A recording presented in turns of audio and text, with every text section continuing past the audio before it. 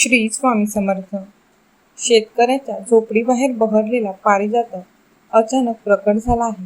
ही अस्वार्थ मूक करणारी बातमी संपूर्ण मंगळवेढाभर पसरली. लोकांची प्रचंड गर्दी जमली. स्वामी अजून गावात आले नाही, परंतु त्यांच्या कृपेने पारिजातक मात्र बहरून आला. हा चमत्कार प्रत्यक्ष अनुभवण्यासाठी लोकांचे जगे मात्र जमू लागले.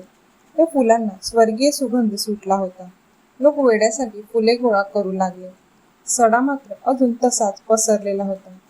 हातात फुले घेऊन लोक गावाबाहेर स्वामींपाशी आले. त्यांनी स्वामींवर फुले उधळली. लोक स्वामींना विनवू लागले, स्वामी, तुम्ही आता गावात या आणि आम्हा सर्वांचे आयुष्य फुलवून टाका ना. आम्ही तुमची आता आतुरतेने वाट पाहतो आहोत. स्वामी आपल्या सर्व भक्तांना म्हणाले, माझ्या परमप्रिय भक्तांनी, आम्ही अवधूत मंडळी कोणाच्या घरी कधी मुक्काम करत नाही. मी गावात जरी आलो तरी औदुंबराखालीच माझे वास्तव्य असेल. मी तुम्हाला प्रेमाने सांगतो की माझे वास्तव्य प्रदीर्घ असेल. तुम्ही काळजी करू नका. तुम्ही तुमच्या उद्योगात प्रथम रममाण व्हा. आपली सर्व कर्तव्ये पार पाडा. मी तुमच्या बरोबर आहे. अजिबात काळजी करू नका. एक लक्षात घ्या, गावाला आता आधी फुले कमी पडणार नाही. अक्षय पारिजातक शेतकऱ्याच्या दारात फुलून आला आहे. त्या पारिजातकासारखे तुमचे आयुष्य सुगंधी करा. आपलं आयुष्य दुसऱ्यावर उधळण्यासाठी तत्पर ठेवा. त्यातच आयुष्याचे सार्थक माना. स्वामींचे गोड आणि सुमधुर बोलणे ऐकून सर्व भक्त मंडळी भारावून गेली.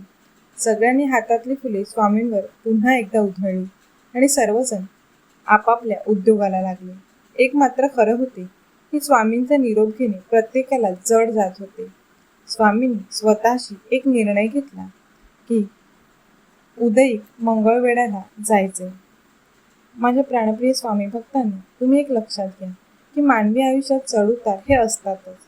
कुठलाही प्रसंग अंगावर कोसळला तरी डगमगून जायचे नाही.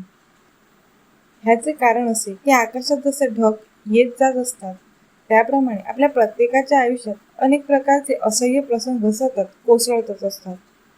त्यात आपण कधीच गुंतायचे नाही. प्रपंच म्हटला की सतत काहीतरी उल्कापात होतच राहणार. आपण फक्त स्वामींच्या नामस्मरणात राहायचे, कारण स्वामी आपल्या भक्तांचा भार लीलया उचलतात. आपल्याला कळत सुद्धा नाही. तुम्हाला एक उपाय सांगतो, करून बघा. पहाटे उठायचे, सर्व आन्हिके उरकायचे, स्नान झाल्यावर स्वच्छ धूतवस्त्र परिधान करून स्वामींच्या प्रतिमेसमोर बसायचे आणि मुखात जप घुमत ठेवायचा. इतका की आपण जपात आहोत हे आपल्याला सुद्धा कळता कामा नये.